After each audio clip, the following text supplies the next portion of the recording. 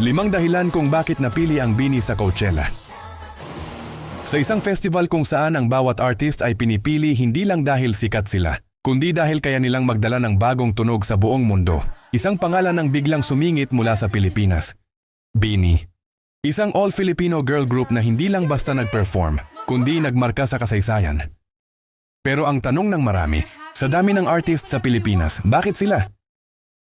Ano ang meron sa BINI na wala sa iba? Hindi ito swerte, hindi ito tsamba. Ito ay resulta ng tamang timing, matinding preparation at global impact. Sa video na ito, himayin natin ang 5 malalalim na dahilan kung bakit ang BINI ang napili sa isa sa pinaka-prestihiyosong music festival sa buong mundo, ang Coachella. Pero bago tayo magsimula, huwag mo munang kalimutan na mag-like and subscribe sa atin YouTube channel. At sa dulo, maiintindihan mo kung bakit hindi lang ito basta performance, kundi simula ng mas malaking global movement para sa OPM. Reason number 1, the right group at the right time. Hindi lahat ng magaling napipili sa Coachella. Ang Coachella ay hindi lang festival, isa itong cultural statement. Pinipili nila ang artists na may kakayahang baguhin ang direksyon ng global music. At noong April 10, 2026, eksaktong-sakto ang pagpasok ng BINI. Sa mga nakaraang taon, unti-unting lumalakas ang presence ng Southeast Asian music sa global stage. Hindi na lang K-pop at Western pop ang pinapakinggan ng mundo. Naghahanap na ang global audience ng bago. Bagong tunog, bagong kultura, bagong muka. At dito pumasok ang BINI. Sila ang naging representative ng Pilipinas sa panahong handa na ang mundo tumanggap ng C-pop. Hindi sila nauna. Hindi rin sila nahuli. Eksakto lang. At sa industriya ng music, ang timing ang isa sa pinakamahalagang faktor ng tagumpay. Reason number 2, global momentum na hindi na mapigil. Hindi sapat na sikat ka sa sariling bansa mo para makapasok sa Coachella. Kailangan mong patunayan na may impact ka sa buong mundo. At ito ang isa sa pinakamalakas na asset ng BINI. Bago pa man sila tumapak sa Coachella stage, ramdam na ang presence nila globally. Ang kanilang mga kanta ay hindi lang pinapatugtog sa Pilipinas, kundi ginagamit sa TikTok trends sa iba't ibang bansa. Ang Pantropiko ay naging viral hindi lang dahil catchy ito, kundi dahil madaling sabayan, madaling tandaan at may distinct identity. Sa Spotify, hindi lang sila nag-dominate locally, nakapasok din sila sa global charts. At higit sa lahat, ang pangalan ng BINI ay naging bahagi ng global conversation. Ibig sabihin, hindi na sila introduced sa Coachella audience.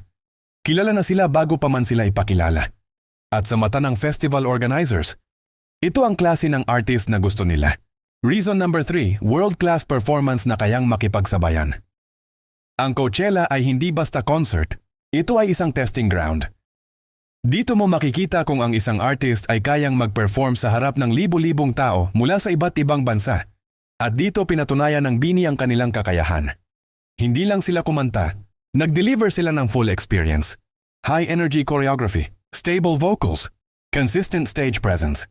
Sa loob ng halos 1 oras na performance, hindi bumaba ang energy. At mas mahalaga, nakipag-connect sila sa audience. Hindi nila hinayaang lamunin sila ng malaking stage. Sa halip, ginawa nilang sarili nila ang stage. At ito ang isa sa pinakamahalagang dahilan kung bakit sila pinili.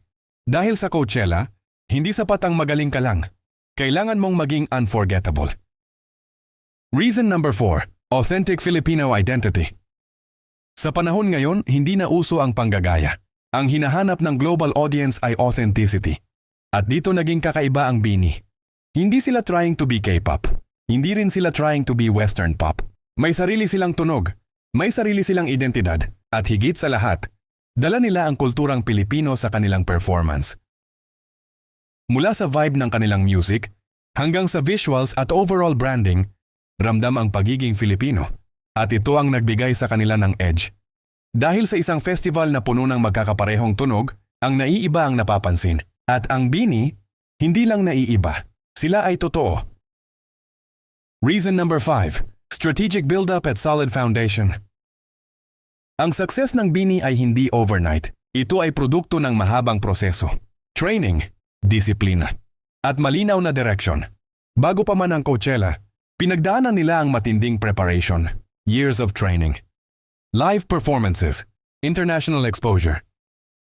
Unti-unti nilang binuo ang pangalan nila, Hindi lang bilang artists, kundi bilang brand. At sa likod nito, may solid management na may malinaw na vision. Ang Coachella ay hindi lang naghahanap ng talent. Naghahanap sila ng artists na may long-term potential.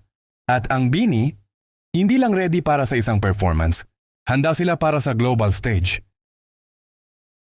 Sa huli, ang pagpili sa BINI sa Coachella ay hindi aksidente.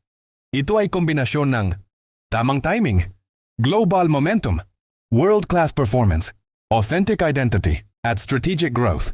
At kung titignan mo ng mas malalim, hindi lang BINI ang nanalo dito. Panalo ang OPM, panalo ang Pilipinas, at ito pa ang pinaka-exciting na bahagi. Kung ito pa lang ang simula, hanggang saan pa kaya ang mararating nila? At kung umabot ka na sa part na ito ng video, maraming salamat. Make sure na nakasubscribe ka. At comment mo na rin kung anong topic ang gusto mong talakayin natin sa susunod.